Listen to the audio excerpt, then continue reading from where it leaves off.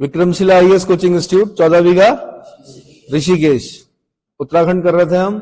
आज मैं माप तौल प्रणालियां करा रहा हूं। माप तौल प्रणाली से एक क्वेश्चन बनने की संभावना होती है। मेरे साथ साथ क्या करने का प्रयास करें, याद करने का प्रयास करें। ठीक है, तो भाई ठोस पदार्थ, जैसे ठोस पदार्थों में जैसे अन्न आदि के लिए अलग मापन प्रणाली का प्रयोग होता है उत्तराखंड में। ठोस पदार्थ धातु आदि के मापन के लिए अलग प्रणाली का प्रयोग होता है, मापन प्रणालियों का। ठीक है, द्रव मापन प्रणाली अलग हैं, लंबाई भूमि आदि को मापने की प्रणालियां क्या है, अलग अलग हैं। तो सबसे पहले मैं अन्न को मापने के लिए जो मापन प्रणाली का प्रयोग करते हैं उत्तराखंड में, उसके बारे में बता रहा हूं। तो सबसे पहले एक मुट्ठी, क्या आपसे क्वेश्चन पूछेगा कि एक मुट्ठी में कितने ग्राम होते हैं, तो आपने बोलना है 62.5 ग्राम होते हैं, 62.5 ग्राम होते हैं। कितने होते हैं? मैंने आपको बताया भी था कि मुट्ठी वैसे किसके लिए यूज करते हैं। मैंने कहा जब किसान क्या करता है, अपनी मुट्ठी में बीज लेता है, तो उसकी मुट्ठी में जितने बीज आते हैं तो लगभग कितने आते हैं, 62.5 ग्राम। अब देखो ज्यादा कम आ सकते हैं, लेकिन जो मापन प्रणाली में बताया गया है वो कितना है, लगभग एक मुट्ठी बराबर 62.5 ग्राम। आगे चल के पढ़ेंगे हम, जब हम भूमि को मापने की प्रणालियां पढ़ रहे होंगे तो वहां पे हम पढ़ेंगे 16 मुट्ठी बराबर एक नाली। क्या पढ़ेंगे हम, वो अभी नहीं बता, मतलब 16 मुट्ठी बराबर एक नाली का मतलब कि 16 मुट्ठी बीज जब फेंकेगा कौन, किसान। और किसान को जो बीज डालने का तरीका है वो क्या है, वो अलग तरीका होता है उसका। तो जहां तक वो 16 मुट्ठियां क्या करेगा, 62.5 ग्राम की 16 मुट्ठियां क्या करेगा, बीज बिखेरेगा, तब जाके एक नाली जमीन बनती है। क्या बनती है? पहले मैं अन्न का बता देता हूं कि अन्न की मापन प्रणाली में एक मुट्ठी बराबर, आपने याद करना 62.5 ग्राम, 8 मुट्ठी बराबर एक सेर। क्या याद करना है? आपसे उल्टा क्वेश्चन पूछेगा कि एक सेर में कितने मुट्ठी होते हैं, आपने बोलना 8 मुट्ठी होते हैं। अब अगर आप 8 से गुणा करेंगे 62.5 ग्राम को, लगभग 500 ग्राम होता है। कितना होता है? तो यानी एक सेर में 500 ग्राम होता है। क्या होता है? पुराने जो बड़े बूढ़े लोग थे हमारे, वो सेर में नापते थे, भाई एक सेर घी पी गया कि वो, तो कितना ग्राम घी पी गया, 500 ग्राम घी, आधा किलो घी पी गया भाई। आधा किलो घी ऐसे ही पी लेते थे पहले, है ना। तो मैंने कहा 8, एक सेर में कितने मुट्ठी होते हैं, 8 मुट्ठी। तो 8 मुट्ठी बराबर एक सेर, लगभग 500 ग्राम। कितना? 500 ग्राम। 2 सेर बराबर एक कूड़ी, 2 सेर बराबर एक कूड़ी। अब 2 सेर मतलब कितना हो गया, 500, 500 गुणा 2, 500 गुणा 2 बराबर 1 किलो हो गया। तो 1 किलो को जो बोल रहे हैं कूड़ी बोल रहे हैं। क्या बोल रहे हैं? कूड़ी। 2 कूड़ी बराबर एक पाथा, 2 कूड़ी बराबर एक पाथा। अब कभी आप अगर गांव में जाओगे तो दाल लेने जाओगे, आप क्या लेने जाओगे, आप बोलोगे जी मोटी दाल दे दो, क्या, कौन सी, भट्ट दे दो या तोर दे दो, है ना, गहत दे दो। तो आपको क्या मिलेगा, पाथा में मिलेगा। तो एक बर्तन होगा, उसमें वो नाप के देंगे तो लगभग 2 किलोग्राम निकलता है। मतलब एक पाथा बराबर कितना होता है, 2 किलोग्राम होता है। कितना होता है? एक पाथे में कितने कूड़ी होते हैं, 2 कूड़ी होते हैं। एक पाथा बराबर 2 किलोग्राम के होता है। इतना समझ में आ गया। अब 8 पाथा, 8 पाथा बराबर होता है एक डाल। क्या होता है? एक डाल। रिंगाल का बना होता है, 8 पाथे आते हैं उसमें, रिंगाल का बना होता है, गाय के गोबर से क्या किया हुआ होता है, लिपा हुआ होता है उसको। ठीक है, तो डाल से दिया जैसे तो 16 किलोग्राम। कितना? 16 किलोग्राम। पहले क्या होता था कि जो जितने भी औजार वगैरह जो बनते थे, कृषि औजार बनाते थे, तो जो लोग बनाते थे उत्तराखंड में, तो उनको उसके एवज में, क्योंकि पैसा तो था नहीं, पैसा नहीं दिया जाता था, क्या दिया जाता था, अन्न दिया जाता था। क्या दिया जाता था? अन्न। तो फिर डाल से दिया जाता था कि भाई इन्होंने हमारे इतने कुदाल बनाई, कुदाल यानी कुटले, है ना, दरातियां बनाई, थमाले बनाए, थमाले सुने, है? ठीक है, ये सब चीजें जो बना के देंगे हमें, जो क्या होंगे, लोहार होंगे, जो जब वो हमें बना के देंगे तो हम उसके एवज में उनको क्या देंगे, अन्न देंगे। तो अन्न फिर उस हिसाब से कि कितना काम किया उन्होंने, तो किसमें देते थे, दाल में। तो 16 किलोग्राम क्या कर दिया, अन्न दे दिया। इतना समझ में आ गया। तो 8 पाथा, एक डाल में कितने पाथा होते हैं, 8 पाथा होते हैं, 16 किलोग्राम अन्न दिया जाता है उसमें। क्या दिया जाता है, 16 किलोग्राम आएगा अन्न। ठीक है, 2 डाल बराबर एक दूण, 2 डाल बराबर एक दूण। दूण में 32 किलोग्राम होते हैं। कितने होते हैं, दूण में 32 किलोग्राम होते हैं। पहले उत्तराखंड में एक चीज की समस्या थी, वो था नमक। क्या? नमक। है ना, लूण बोलते थे इसको, क्या बोलते थे, लूण, है ना। राजस्थान में भी लूण बोलते हैं, लूणी नदी, लूनी नदी, लूणी, तो वहां पर भी लूण बोलते हैं, वहीं से तो आ रखे हैं आपके पूर्वज, मालवा राजस्थान से। तो 2 डाल बराबर 1 दूण, नमक जो आता था ना उसको किसमें नापते थे, दूण में, लूण भरी दूण, मतलब 32 किलोग्राम नमक, बकरों पर ले जाया जाता था नमक, किस पर, खच्चर नहीं थे भाई हमारे पास, ना घोड़े थे इतने, क्या थे, बकरे थे, बड़े बड़े बकरे होते थे, उसमें नमक का व्यापार होता था। क्योंकि मैंने कहा उत्तराखंड बहुत पहाड़ी क्षेत्र है, दुर्गम क्षेत्र है, नमक कहां से होना है यहाँ पर, नमक तो कहां से आएगा, समुद्र तटों से आएगा, है ना। तो पहले जो नमक आता था वो गारे वाला आता था, क्या आता था, और उसको सिलबट्टे पे पीस के तब क्या करते थे, लहसुन वहसुन के साथ, बढ़िया, सलाइवरी ग्लैंड आपकी क्या हो गई होंगी, एक्टिव हो गई होंगी, ठीक है। तो लेकिन क्या होता था, उस नमक में आयोडीन नहीं होता था, इसलिए उत्तराखंड में एक बीमारी होती थी गले की, जिसको बोलते थे गॉइटर। क्या होती थी, आयोडीन युक्त नमक नहीं खाते थे उत्तराखंड के लोग, और उनको नहीं मालूम था कि आयोडीन की कमी से क्या हो रहा है।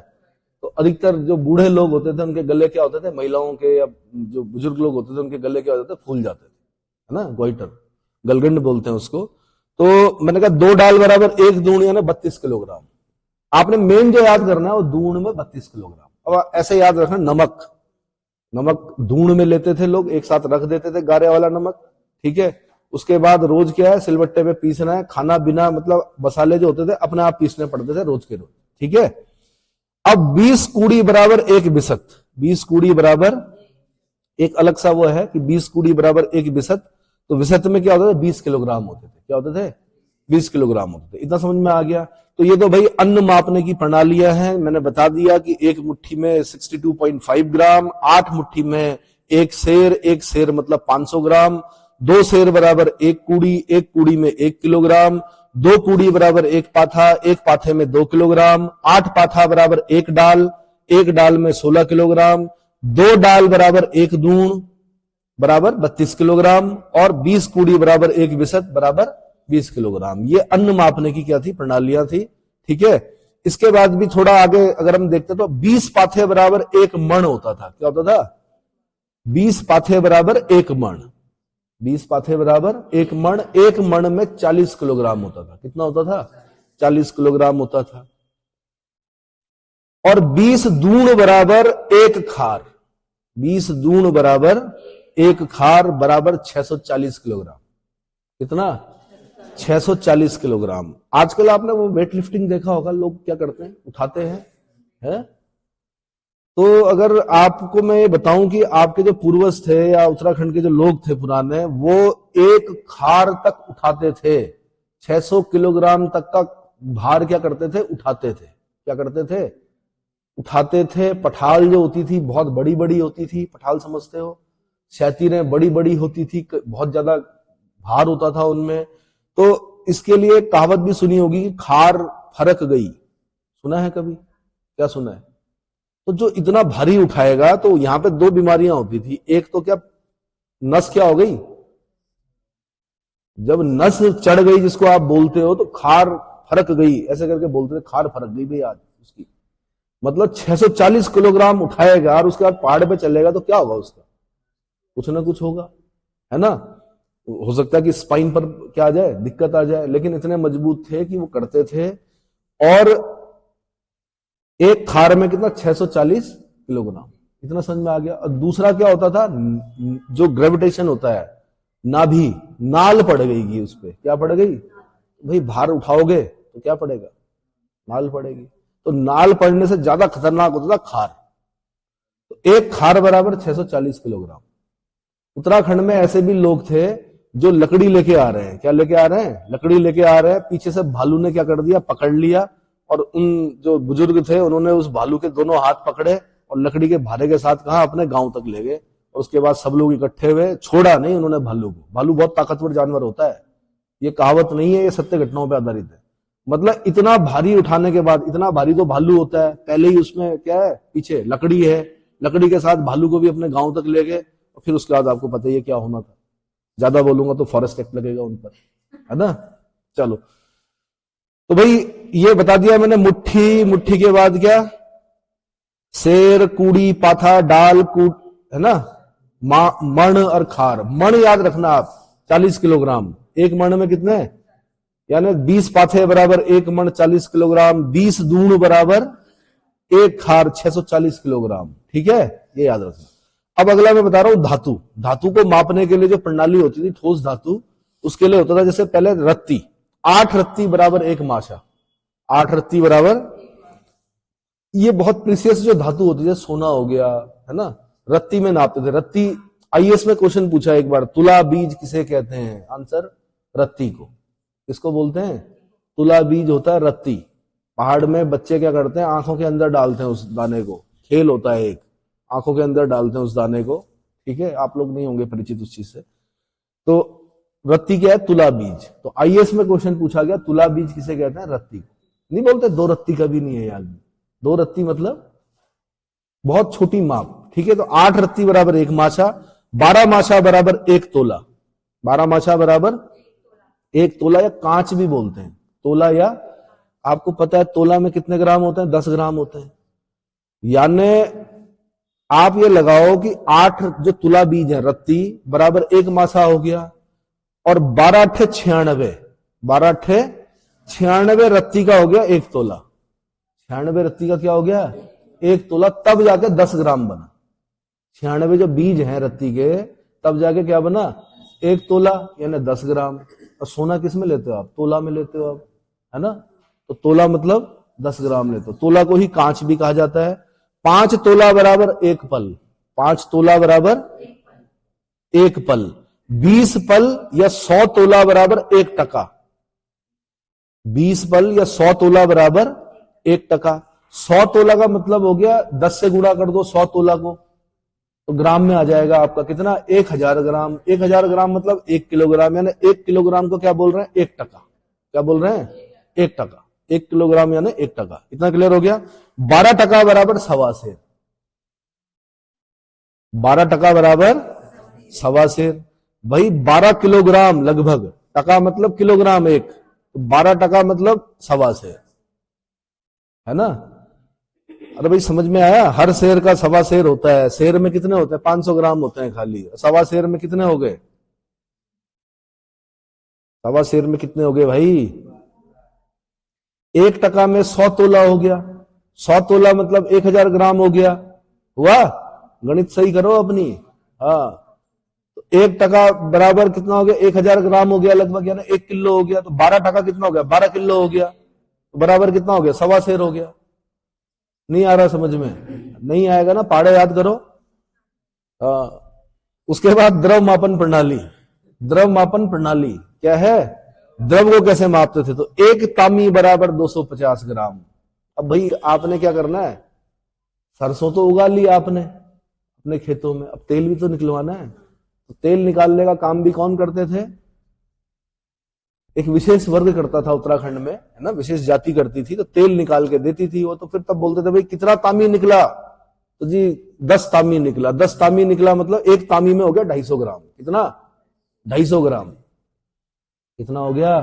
250 ग्राम। खल भी निकलता था, मतलब खल नहीं देते थे वो, खल अपने पशुओं के लिए रखते थे। खल समझते हो? अरे भाई जो पीसने के बाद उसको जो वेस्ट बचा वो पशु खाते हैं, बड़ा टेस्टी मानते हैं पशु, बहुत अच्छा दूध देते हैं फिर जो दुधारू पशु होते हैं। ठीक है, बाकी तेल दे दिया। तो 1 तामी अगर कोई तेल दे रहा है तो यानी 250 ग्राम दे रहा है। 2 तामी बराबर 1 सेर, यानी आधा किलो दे रहा है। 2 तामी बराबर 1 सेर, और 2 सेर बराबर यानी 1 कुड़ी, यानी 1 किलोग्राम तेल, है ना। समझ में आ रहा है? तो अब वो कड़वा तेल खाते थे भाई, सरसों का तेल खाते थे। वैसे तो घी खाते थे, साफ और सीधी बात। क्या खाते थे? घी, शहद, ये होता था। लेकिन अब कितना घी डालेंगे भाई, है ना, मक्खन कितना डालेंगे। तो गाय भी पालते थे, भैंस भी पालते थे, है ना। तो चमोला जी की एक कविता सुनना आप, उसमें बता रहे हैं कि अब हर जगह क्या है? पराग है। क्या है? पराग का दूध। पराग का दूध चलता है ना उत्तराखंड में। चलो, हाँ, तो ये दुर्भाग्य है इस राज्य का कि यहां अभी भी क्या हो रहा कि दूध के पैकेट जा रहे हैं ऊपर। ऊपर से आने थे नीचे। क्या आने थे? ऊपर से नीचे आने चाहिए थे। नीतियां सही होती, अगर विकास योजनाएं सही से पहुंचती, हरित क्रांति अगर सही से पहुंचती, अगर जितनी भी योजनाएं अगर वो थोड़ा चढ़ाई चढ़ने के बाद ना हाफती और ना दम तोड़ती, तो मेरे ख्याल से इस समय ऊपर से आ रहा होता, क्या दूध नीचे आ रहा होता, और हम मनमानी कीमत पर, मुंह मांगी कीमत पर क्या कर रहे होते, दूध दे रहे होते। क्योंकि क्या है कि पहाड़ की जो गाय होती है उसका दूध बहुत पौष्टिक होता है। क्या होता है? पौष्टिक होता है। समझ में आया? क्यों क्यों होता है पौष्टिक? अभी जड़ी बूटियां खाती है ना। चोपता बुग्याल में जो पशु खाते हैं, जड़ी बूटियां खाकर जो अपना निर्वहन करते हैं, जितने भी बुग्याल हैं उत्तराखंड में, वहां पर जो गाय बकरियां जो भी खाती हैं, उनके दूध का टेस्ट देख लेना, उसको पी के देख लेना, ना पसीने छूट गए तो। और इतना पौष्टिक दूध होता है, मतलब एक गिलास दूध मतलब बर्फ में भी अगर आप होंगे तो पसीना आ जाएगा, इतनी हीट होती है उस दूध में। समझ में आ गया? और फैट नहीं होता उतना ज्यादा, गाय के दूध में उतना फैट नहीं होता। भैंस क्या है? भैंस खड़ी है, भैंस के जुगाली कर रही है हर समय दिन, उसको सब कुछ देना पड़ता है, नलाना भी पड़ता है, उसके दूध में फैट होता है। इसीलिए पुराने लोग बोलते थे कि जो गाय का दूध और गाय का घी होता है वो क्या होता है? औषधि होता है। क्या होता है? भैंस के दूध को और भैंस के घी को खाना पसंद नहीं करते थे यहाँ के लोग अधिकतर। समझ में आया? ठीक है। बच्चों को गाय का घी ही खिलाया जाता था। क्या खिलाते थे? गाय का घी। और ये चीनी वीनी नहीं खाते थे बच्चे, आपकी तरह आइसक्रीम नहीं खाते थे। क्या खाते थे? शहद खाते थे। क्या खाते थे? और अगर थोड़ा कम शहद कम पड़ गया तो फिर गुड़ खाते थे। क्या खाते थे? ठीक है। इसीलिए वो सुना होगा आपने कि 99 में गए, 100 में गए, कुछ तो 100 को भी पार कर गए। कुछ के तो क्या हुआ कि दोबारे दांत आए, बूढ़े लोगों के बाल काले हुए दोबारे, 100 साल के जब ज्यादा हो गए वो, तो उनके दांत भी आए दोबारे। जबकि हम द्विवार दंती होते हैं। क्या होते हैं? साइंस में पढ़ते हैं कि एक बार टूट गया दांत, दूध के दांत टूट गए तो एक बार आएंगे, लेकिन ऐसा भी उसके अपवाद उत्तराखंड में देखे गए हैं कि दूसरी बार भी आए दांत, और बाल भी काले हुए। क्या हुए? 100 साल के बाद। नहीं पता होगा आप लोगों को। चलो अब भाई लंबाई मापने के लिए भाई 16 मुट्ठी, मैंने कहा किसान का बीज फेंकने का एक तरीका होता है ऐसा, ऐसे नहीं फेंकता हो। कैसे फेंकता है? ऐसे करके फेंकता है। जहां तक 16 मुट्ठियों के बीज जाएंगे उसको एक नाली बोलेंगे। क्या बोलेंगे? एक नाली जमीन बोलेंगे भाई। ठीक है। तो 16 मुट्ठी बराबर एक नाली, और 2.5 नाली बराबर 1 बीघा। 2.5 नाली बराबर 1 बीघा। और मैं आपसे ऐसे क्वेश्चन पूछूंगा कि 1 बीघा में कितने मुट्ठी? 40 मुट्ठी। 1 बीघा में कितने मुट्ठी? 40 मुट्ठी। क्यों 40 मुट्ठी? भाई 16 गुणा 2.5 कर दो, तो 16 गुणा 2.5 कितना होता है? लगभग कितना? 40। लगभग क्या 40 होता है गणित के हिसाब से। तो 1 बीघा में 40 मुट्ठी होते हैं। कितने होते हैं? तो 2.5 नाली बराबर 1 बीघा। 2.5 नाली बराबर 1 बीघा। तो कितनी नाली जमीन है आपकी गांव में? माना 10 नाली है। कितनी? 10 नाली जमीन है ना। तो 10 नाली बराबर कितना हो गया? कितने बीघा निकला? ये हाल है। 4 बीघा जमीन है आपकी। कहां? गांव में। और उसकी कीमत आज भले ही कुछ ना हो, लेकिन आने वाले समय में याद रखना, जिस दिन रिवर्स माइग्रेशन होगा उस दिन समझ में आएगा आपको कि गांव की जमीन की कीमत क्या है। इसलिए बेचना मत भाई, गांव की जमीन मत बेचना। समझ में आया? तो 4 बीघा, और 4 बीघा अगर आपका यहां हो ऋषिकेश में, तो फिर तो आप क्या है? तो गांव की जमीन ज्यादा महत्वपूर्ण है बजाय कि शहरों के। समझ में आया? ठीक है। तो ये तो हो गया आपका मापतौल प्रणाली। इसके बाद मैं करा रहा हूं उत्तराखंड शौर्य परंपरा। शौर्य परंपरा में मैं बता रहा हूं आपको कि उत्तराखंड वीरों की भूमि है, ये पता है। पहले से ही प्राचीन काल से इस क्षेत्र के लोग क्या कर रहे हैं? सेना में जाते हैं। यहां पर तो क्या सिपहिया नृत्य होता है। बच्चा बचपन से सिपहिया नृत्य देख रहा है, तो उसके अंदर क्या आ रही भावना? क्या भावना आ रही है? सेना में जाने की भावना आ रही है। उसके बचपन में उसे सपना बना लिया कि फौज में जाऊंगा। क्या? फौज में जाऊंगा। तो भाई अब समय आ गया कि उसको एक और सपना दिखाया जाए, एक और नृत्य दिखाया जाए। आईएएस नृत्य, पीसीएस नृत्य, डीएम नृत्य, एसडीएम नृत्य, आईपीएस नृत्य अगर दिखाएंगे तो शायद उसके दिमाग में क्या आएगा? बचपन से उसको इतना ही दिखाया गया कि तुम शिक्षक बन जाओ, तुम क्या बन जाओ? सेना में चले जाओ। तो उतना ही देखा, तो उतना ही उसका क्या है। तो लेकिन मैंने कहा अब उसको प्रेरित करना पड़ेगा उत्तराखंड के व्यक्ति को, क्योंकि जो लोग हैं तो वो बहुत ऊंचे पदों पर हैं। आप देख रहे हैं अजीत डोभाल जी देख रहे हो आप, जो हमारे सुरक्षा सलाहकार है ना, देश के, उनको देख रहे हैं आप। अभी आपने सीडीएस रावत जी के बारे में पढ़ा, यानी योग्यता की कमी नहीं है, विजन की कमी है। किसकी? बताया नहीं जा रहा है कि भाई ऐसा भी हो सकता है। और जितने भी जो हमारे भोटिया जनजाति के लोग थे, बड़े जो रघुनंदन सिंह तौलिया है ना, ये जितने भी लोग हैं ये उस समय बने, तो इन्होंने बहुत क्या किया, नाम कमाया, बहुत अच्छा काम किया, और देश में भी कर रहे हैं इस समय। इतना समझ में आ गया? तौलिया जी तो स्वर्गीय हो गए हैं, उनके नाम पर नैनीताल में जहां आपकी ट्रेनिंग होनी है पीसेस वालों की, वो वहीं पर होनी है आपकी, है ना। तो भाई इस क्षेत्र में आपको पता ही है, मोहम्मद गौरी, तैमूर लंग, शाहजहां, औरंगजेब, ऐसे ऐसे राजाओं से क्या इनको भी मात खानी पड़ी थी उत्तराखंड के लोगों से। ठीक है, औरंगजेब अगर छल ना करता तो पृथ्वीपति शाह का बेटा मेदिनी राय अगर न मिल जाता किसकी तरफ, मुगलों की तरफ, तो सुलेमान सिको को वापस नहीं करते। औरंगजेब दम लगा देता कितना, सुलेमान सिको न पकड़ा जाता। समझ में आ गया? अंग्रेजों से पराजित हुए, गोरखों से पराजित हुए, ठीक है, क्योंकि उनके पास जो हथियार थे वो आधुनिक थे, हमारे पास नहीं थे, लेकिन फिर भी शौर्य की कमी नहीं है, वीरों की भूमि उत्तराखंड। इसमें मैं कुमाऊं रेजिमेंट के बारे में बता रहा हूं। सबसे पहले 26 जनवरी की परेड देखी होगी आपने, कुमाऊं रेजिमेंट की जब बटालियन, जब आपका जब परेड जा रही होती है तो पहली बात क्या बोलते हैं वो बताओ? अगर आपने देखा है तो कुछ एक शब्द बोला हो, एक लाइन बोली होगी उन्होंने कि परमवीर चक्र विजेता पहला किससे है? 4 कुमाऊं रेजिमेंट से है। किससे है?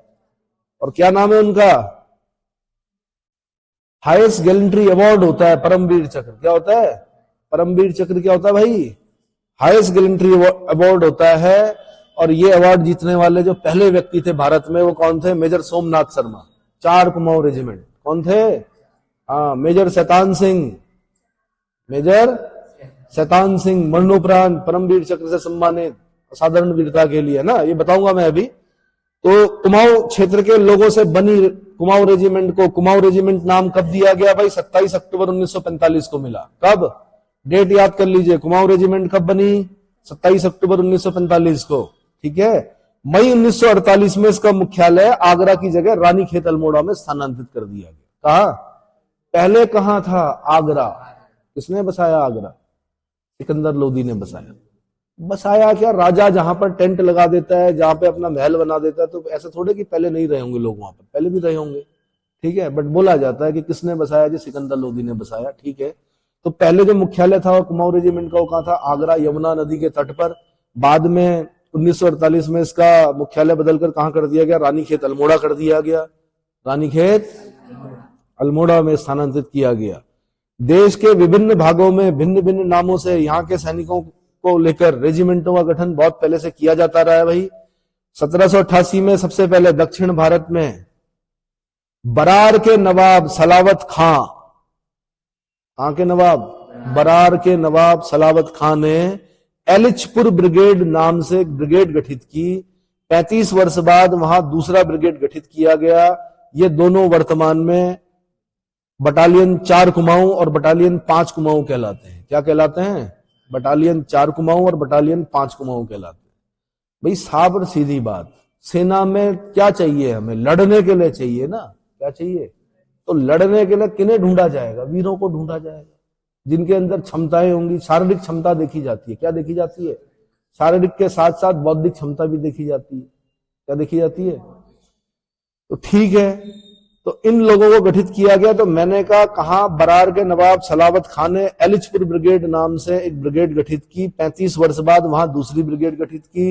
इन्हीं को आज हम 4 कुमाऊं और 5 कुमाऊं, बटालियन 4 कुमाऊं, और यानी एलिचपुर ब्रिगेड को बोलते हैं बटालियन 4 कुमाऊं, और जो बाद में ब्रिगेड गठित की गई थी उसको बोलते हैं बटालियन 5 कुमाऊं। इतना समझ में आ गया? ठीक है।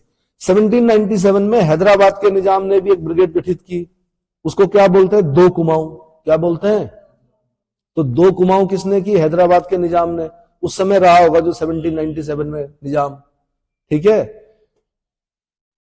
1917 में कर्नल लांगर, कर्नल ये अंग्रेज है, कर्नल लांगर ने प्रथम कुमाऊं राइफल्स की स्थापना की, जिसे अब बटालियन 3 कुमाऊं का नाम दिया गया है। क्या नाम, किस नाम से जानते हैं हम? 3 कुमाऊं बटालियन। ठीक है। तो कर्नल लांगर का नाम याद रखना है। मैं यहां से क्वेश्चन पूछता कि 3 कुमाऊं की जो बटालियन है उसका गठन करता है, उसको गठित करने वाला अंग्रेज अधिकारी कौन था? तो आपने बोलना कर्नल लांगर। कॉलोनल बोलते हैं, वैसे हिंदी में कर्नल बोल देते हैं, स्पेलिंग जब आप लिखेंगे तो अलग होती है। कर्नल KARNAL मत कर देना, ठीक है। कॉलोनल बोला जाता है, ठीक है। लेफ्टिनेंट बोला जाता है, लेफ्टिनेंट नहीं बोला जाता, ठीक है। तो 1917 में अंग्रेज जो कर्नल लांगर थे उन्होंने प्रथम कुमाऊं राइफल्स की स्थापना की। इसे अब 3 कुमाऊं के नाम से जाना जाता है। तो 2 क्वेश्चन अलग अलग याद करना है आपने। प्रथम कुमाऊं राइफल्स की स्थापना किसने की? कर्नल लांगर ने। अब बटालियन 3 कुमाऊं, इसी को बोलते हैं आज, क्या बोलते हैं? बटालियन 3 कुमाऊं की स्थापना किसने की थी? कर्नल लांगर ने। तो 2 अलग अलग तरह से क्वेश्चन आएगा, दोनों के आंसर कर्नल लांगर होगा। क्या होगा?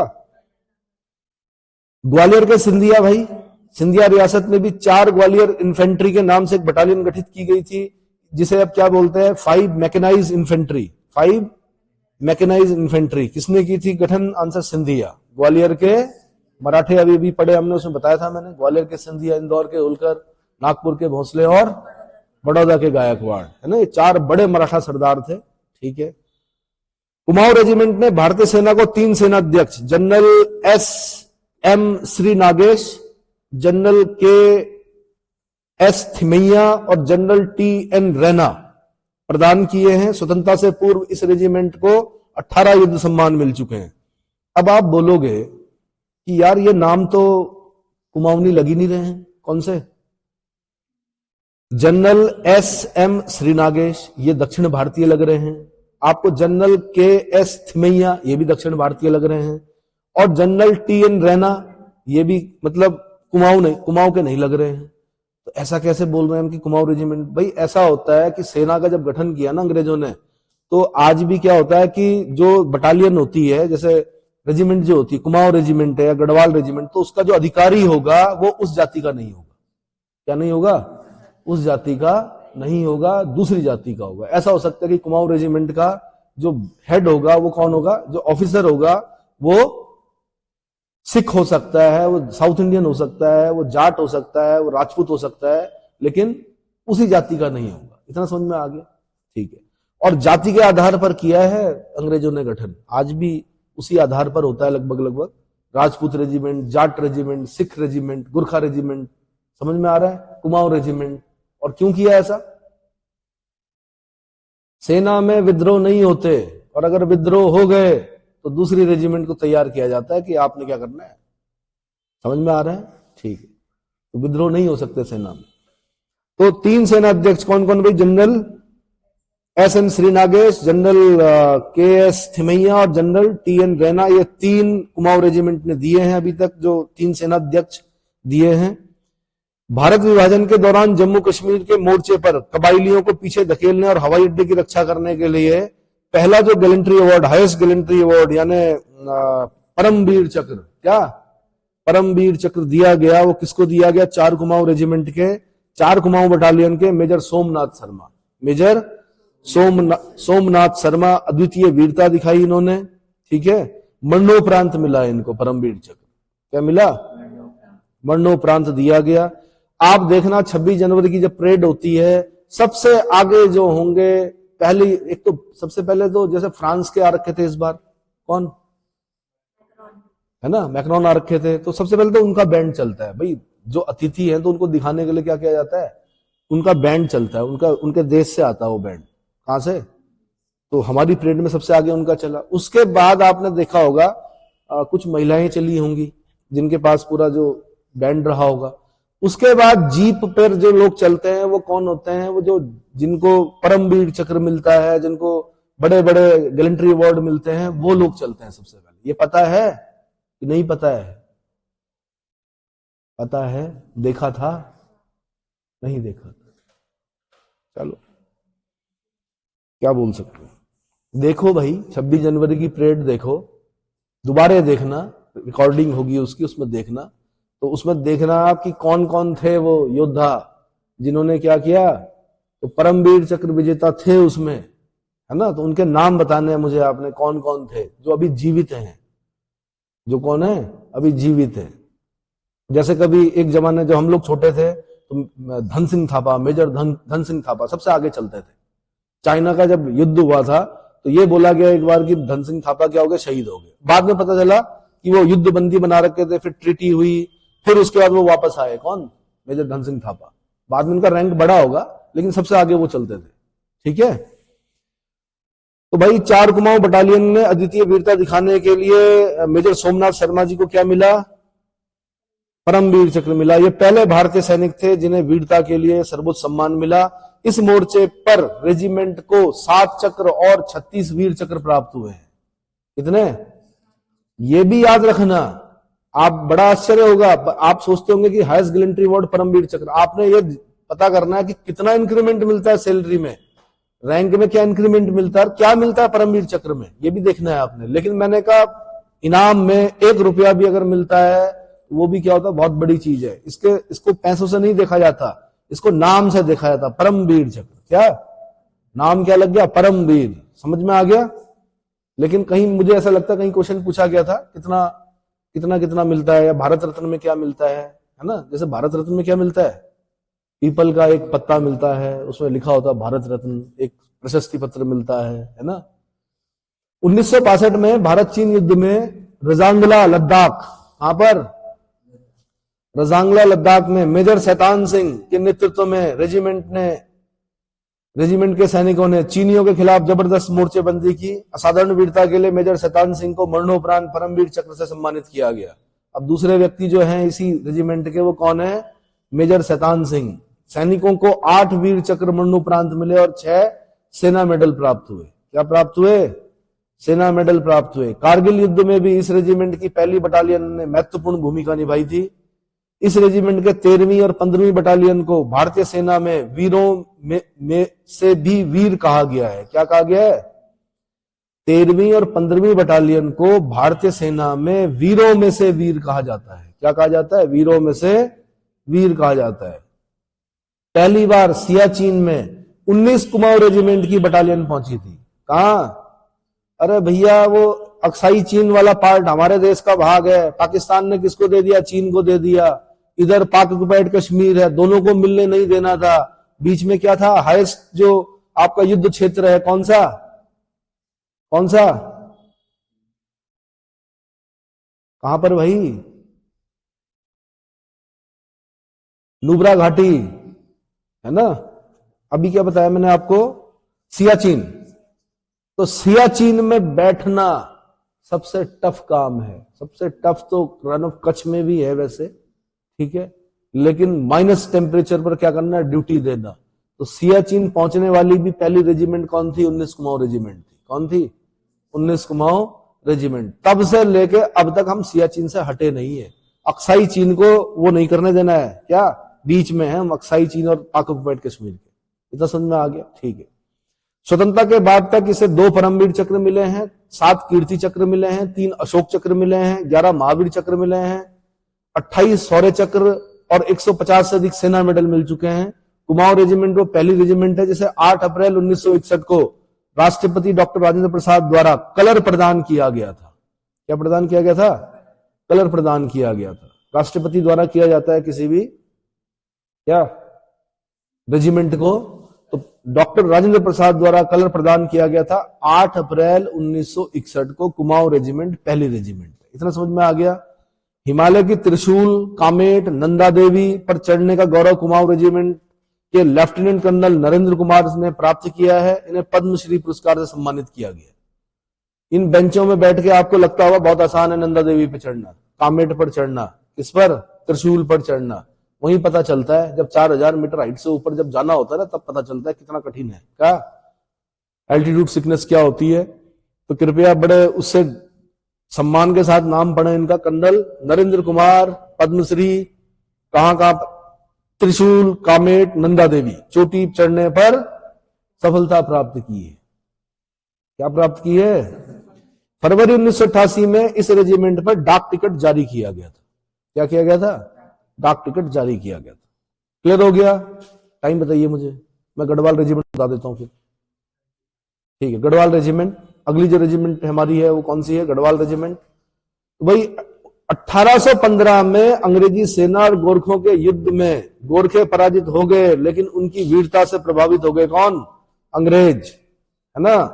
और आपको पता है फिर एक सिंगौली की संधि हुई, उसमें फिर जो राजा था नेपाल का बमशाह, बोला गया भाई हम नेपाली जो लड़के होंगे उनको अपनी उसमें सेना में भर्ती करेंगे। अंग्रेज इतने प्रभावित हुए इससे, हाँ, खुंकरी के दम पर, बताओ, खुंकरी खुकरी खुकरी खुकरी खुंकरी खुकरी खुकरी के दम पर तोपों और बंदूकों से लड़ गए कौन? गोरखा। ठीक है, तो उन्होंने कहा भाई हम अपनी सेना में भर्ती करेंगे, निर्णय लिया। गोरखा रेजिमेंट के नाम से एक अलग रेजिमेंट का गठन किया गया। इस रेजिमेंट में बड़ी संख्या में गढ़वाली सैनिक भी थे। क्या थे? गोरखा रेजिमेंट बोला, लेकिन गढ़वाली सैनिक भी क्या किए गए? भर्ती किए गए। ठीक है, गोरखा रेजिमेंट की दूसरी बटालियन ने 5 मई 1887 को अल्मोड़ा में गढ़वाली बटालियन का गठन कर तीसरी कुमाऊं रेजिमेंट नाम दिया गया। और नवंबर 1887 में कालो डांडा पहाड़ी, जिसको लेंस डाउन बोलते हैं भाई, में छावनी बनाने का कार्य सौंपा गया। कालो डांडा, लेंस डाउन का पुराना नाम क्या है? आंसर कालो डांडा। क्या है? और किस वाइस रॉय के नाम पर है? मतलब गढ़वाल का एक जो नगर है वो किस वाइस रॉय के नाम पर? आंसर लॉर्ड लेंस डाउन के नाम पर है। ठीक है, हाँ जी। जैसे हिमाचल में एक डलहौजी के नाम पर है ना, डलहौजी, ऐसे ही हमारे यहाँ लेंस डाउन के नाम पर है। तो लेंस डाउन एक अंग्रेज क्या था? Governor general and vice Roy, है ना। तो इसका पूरा नाम क्या? कालो डांडा। तो मैं बता दूं, गोरखा रेजिमेंट के दूसरे बटालियन से 5 मई 1887 को 1887 को अल्मोड़ा में गढ़वाली बटालियन का गठन करके तीसरी कुमाऊं रेजिमेंट नाम दिया गया। नवंबर 1887 में कालो डांडा वर्तमान लेंसडाउन में छावनी बनाने का कार्य सौंपा गया। 1891 में 39वीं Garhwal regiment of Bengal infantry, 39वीं 39 Garhwali regiment of Bengal infantry का गठन करके बर्मा में चीनियों के खिलाफ युद्ध के लिए भेजा गया। बर्मा कब? 1891, आंग्ल बर्मा युद्ध पढ़ेंगे अभी आप, एंग्लो बर्मी वॉर, है ना। 1892 में इसे राइफल्स खिताब मिला और इसका नाम प्रथम बटालियन 39 गढ़वाल राइफल्स हो गया। क्या हो गया? 39 गढ़वाल राइफल्स हो गया। 1901 में सेकंड बटालियन 39 गढ़वाल राइफल का गठन हुआ। 1921 में से रॉयल खिताब मिला और इसका नाम बदलकर 39वीं रॉयल गढ़वाल राइफल कर दिया गया। क्या कर दिया गया? Royal Garhwal rifle. रॉयल समझ रहे हो? राजसी, रॉयल गढ़वाल राइफल कर दिया गया। 1922 में सैन्य पुनर्गठन के बाद इसका नाम 18वीं गढ़वाल राइफल क्या कर दिया गया? रॉयल, 18वीं रॉयल गढ़वाल राइफल हुआ। और 1945 में इसे रॉयल गढ़वाल राइफल कहा जाने लगा। स्वाधीनता के उपरांत इसका नाम गढ़वाल राइफल्स कर दिया गया। इस समय इसकी कुल 19 बटालियन है। कितनी बटालियन है? आपके लिए प्रश्न, एक बटालियन में कितने सैनिक होते हैं? ठीक है, खाली बटालियन पढ़ रहे हैं, पता ही नहीं कि एक बटालियन में कितने होते हैं, तो पढ़ना बेकार है। कितने सैनिकों से मिलकर एक बटालियन बनेगी? तो 19 बटालियन हैं। हाँ, तो कितने एक बटालियन में? कितने? 1000 सैनिकों से मिलकर बनेगी एक बटालियन। ठीक है, तो 19,000 क्या है? 19 बटालियन है। सन 1914 से 1918 के मध्य पूर्व एशिया में प्रथम विश्व युद्ध में अपूर्व वीरता के लिए पहली बार गढ़वाल राइफल्स के नायक दरबान सिंह नेगी, कौन भाई? दरबान सिंह नेगी जी को क्या मिला? उनका हाईएस्ट गैलेंट्री अवार्ड। कहां का? ब्रिटेन का, इंग्लैंड का सबसे जो बड़ा पुरस्कार होता है वीरता के लिए, वो क्या होता है? Victoria cross. तो विक्टोरिया क्रॉस से सम्मानित किया गया। और क्या रही होगी उम्र दरबान सिंह नेगी जी की? मेरे ख्याल से 19 साल 20 साल ऐसी रही होगी, 21 साल ज्यादा। बहुत बड़े थोड़े थे, लेकिन मैंने कहा उस जमाने में क्या होता था, जल्दी विवाह हो जाता था, जल्दी बच्चे हो जाते थे, है ना। तो 21, 22, 23 साल में ही क्या हो गए? शहीद हो गए। विक्टोरिया क्रॉस से सम्मानित किया गया। प्रथम विश्व युद्ध में इस पुरस्कार को पाने वाले वे दूसरे भारतीय सैनिक थे। प्रथम विश्व युद्ध में इस पुरस्कार को पाने वाले वे दूसरे भारतीय सैनिक थे। इसके दूसरे वर्ष इस रेजिमेंट के दूसरे बटालियन के गढ़वाल राइफलमैन गब्बर सिंह नेगी जी को मरणोपरांत विक्टोरिया क्रॉस प्रदान किया गया।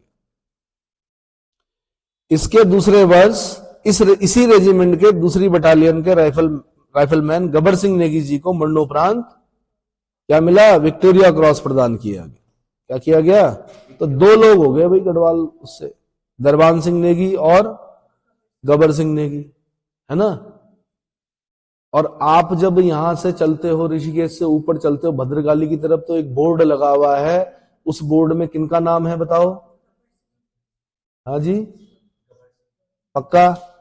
और उनकी जो डेट ऑफ बर्थ है वो गलत लिखी हुई, गलत लिखी हुई। उसको सही करने का शासन से क्या करें? बोले शासन को भाई करो, सही करो, ये कोई वो नहीं है, चुनाव में खड़े होने वाले लोग नहीं है। चुनाव में खड़े होने वाले लोगों की अगर डेट ऑफ बर्थ गलत भी हो जाए कोई दिक्कत नहीं है, वो क्वेश्चन बनता है वहां से गलत नहीं होना चाहिए बच्चों का आंसर। चलो जी, तो विक्टोरिया क्रॉस से सम्मानित पहले हो गए दरबान सिंह नेगी और दूसरे हो गए कौन? गबर सिंह नेगी। याद हो गया? सन 1909 से 1910 में इस रेजिमेंट के लेफ्टिनेंट पीटी आर्थटन, कौन? पीटी आर्थटन ने राइफलमैन ज्ञान सिंह फरसवाण जी के साथ लैंसडाउन से मॉस्को तक की 4000 मील की यात्रा, पैदल यात्रा की। क्या की? 4000 मील की यात्रा पैदल पूरी की। कहां से कहां तक? लैंसडाउन से मॉस्को। कहां रह गया मॉस्को? देख लो मैप में, कहां रह गया लैंसडाउन, कहां रह गया मॉस्को? इसका मतलब क्या? तिब्बत के प्लेट्यू को पार किया होगा। क्या किया होगा? तिब्बत के पठार को पार करते हुए गए होंगे भाई, हिमालय को पार किया होगा इन्होंने। क्या किया होगा? तो छोटी मोटी चीज नहीं है, आपके लिए तो एक नंबर है। जो 4000 मील गए होंगे ना, उनको पता होगा कि पैदल कैसे जाते हैं। तो दोनों के नाम याद रखना है आपने, पीटी आर्थटन और राइफलमैन ज्ञान सिंह फरसवाण। ठीक है। इस उपलब्धि पर सरकार ने इन्हें मैक ग्रेगर अलंकरण से विभूषित किया था। किससे? मैक ग्रेगर अलंकरण से विभूषित किया था। तो मैक ग्रेगर अलंकरण प्राप्त करने वाले गढ़वाल रेजिमेंट के राइफलमैन थे आंसर ज्ञान सिंह फरसवाण, लेफ्टिनेंट थे आंसर पीटी आर्थटन। समझ में आ गया? 23 अप्रैल 1930 पेशावर, पुरुषपुर पाकिस्तान में है आज पुरुषपुर पेशावर। ठीक है। सामने कौन थे? खुदाई खिदमतगार थे, लाल कुर्ती आंदोलन वाले थे। कौन? फ्रंटियर गांधी के लोग थे। फ्रंटियर गांधी कौन? कौन फ्रंटियर गांधी? खान अब्दुल गफ्फार खान, जिन्होंने क्या चलाया था? खुदाई खिदमतगार आंदोलन चलाया था। पठानों का आंदोलन था, गांधी जी के सहयोग के लिए चला रहे थे। लाल कुर्ता पहनते थे, इसलिए रेड शर्ट मूवमेंट भी बोलते हैं इसको। क्या बोलते हैं? लाल कुर्ती आंदोलन। उन पर गोली चलाने के लिए बोल दिया अंग्रेजों ने, मना कर दिया। किसने?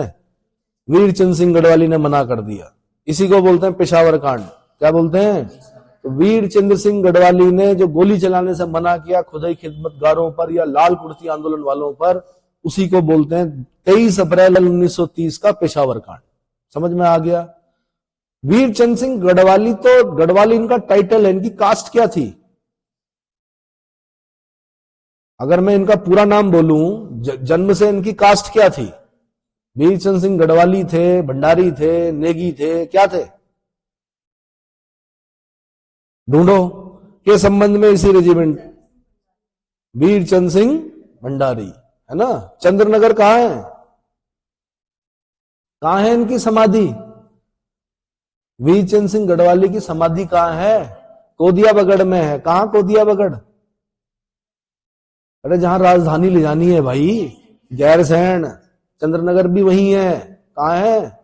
गैरसैंण के आसपास ही है चंद्रनगर। ठीक है। राजधानी ले जानी है वहां, ध्यान रखना। ठीक है। इस बटालियन को 15 अगस्त 1947 को कलकत्ता में फोर्ट विलियम पर राष्ट्रीय ध्वज फहराने का भी गौरव प्राप्त है। क्या प्राप्त है? Fort William Calcutta. मैंने बताया था भारत में अंग्रेजों ने जो पहला किला बनाया वो बनाया चेन्नई में, फोर्ट सेंट जॉर्ज। बड़ा किला जो बनाया, पहला किला कौन सा बनाया? आईएएस का क्वेश्चन है। अधिकतर लोग फोर्ट विलियम लिख के आ गए, बताया भी था पहले। Answer Fort Saint George. कहां पर? चेन्नई में, मद्रास जिसको बोलते हैं। दूसरा जो बड़ा किला है उनका वो कलकत्ता में है, जिसको फोर्ट विलियम बोलते हैं। तो फोर्ट विलियम पर राष्ट्र ध्वज फहराने का गौरव भी किसको प्राप्त है? 15 अगस्त 1947 को गढ़वाल रेजिमेंट को है। किसको है भाई? गढ़वाल रेजिमेंट को है। अंग्रेज जब चले गए 15 अगस्त 1900। अब तक इस रेजिमेंट को लगभग 459 वीरता पदक प्राप्त हो चुके हैं। 1971 में भारत पाकिस्तान युद्ध में इस बटालियन के कैप्टन सीएन सिंह को महावीर चक्र प्रदान किया गया। क्या किया गया? महावीर चक्र प्रदान किया गया। सन 2000 में कारगिल युद्ध के दौरान इसके सबसे अधिक सैनिक शहीद हुए थे और आपने देखा भी, आप तो पैदा भी नहीं हुए थे, हम लोगों ने देखा है कि इतनी शहादतें हुई कि पूछो मत। 500 से ज्यादा शहादतें हुई, उसमें बहुत ज्यादा शहादतें कहां से थी? गढ़वाल रेजिमेंट की थी। इसलिए हर तीसरे चौथे दिन क्या होता था कारगिल के वॉर के टाइम पर, किसी ना किसी के क्या अंतिम संस्कार क्या होता था, मतलब किसी ना किसी की जो शहीद की डेड बॉडी आती थी, हजारों का हजूम जाता था। ठीक है, कैप्टन अमित सेमवाल, जिनके नाम पर अमित ग्राम है आपके ऋषिकेश में, एक और थे थापा जी। ठीक है, वो 2 शहीद हुए थे यहां से, किसमें? कारगिल वॉर के समय में। ठीक है, और मेरे साथ कई लोग थे। ठीक है, उस समय हम लोग क्या थे, मतलब साथ पढ़े थे, स्कूल अलग अलग थे लेकिन एनसीसी में एक साथ ही थे। ठीक है, चलो जी। तो 2000 में कारगिल युद्ध के दौरान इसमें सबसे अधिक सैनिक शहीद हुए थे। इस रेजिमेंट का युद्ध घोष क्या है भाई? जय बद्री विशाल। ये क्वेश्चन बना हुआ है, जय बद्री विशाल। ठीक है, इस रेजिमेंट के हवलदार जगत सिंह और कुंवर सिंह ने वर्ष 2003 में संयुक्त इंडो नेपाल पर्वतारोहण अभियान के तहत एवरेस्ट शिखर पर भारत का झंडा फहराया। रेजिमेंट के पर्वतारोहण के इतिहास में एक स्वर्णिम अध्याय जोड़ा। 2007 में रेजिमेंट को इंदिरा गांधी पर्यावरण पुरस्कार भी मिला। इंदिरा गांधी पर्यावरण पुरस्कार से सम्मानित गढ़वाल रेजिमेंट। ठीक है, और इनका नाम याद रखना आपने भाई, जगत सिंह जी का, हवलदार जगत सिंह, हवलदार कुंवर सिंह जी। इन्होंने क्या किया? एवरेस्ट पर भारत का झंडा फहराया। ठीक है, किससे हैं? गढ़वाल रेजिमेंट से। तो समझ में आ गया? तो बस इसमें बता रहा हूं, कल मैं बताऊंगा आपको प्रमुख सैन्य कर्मी।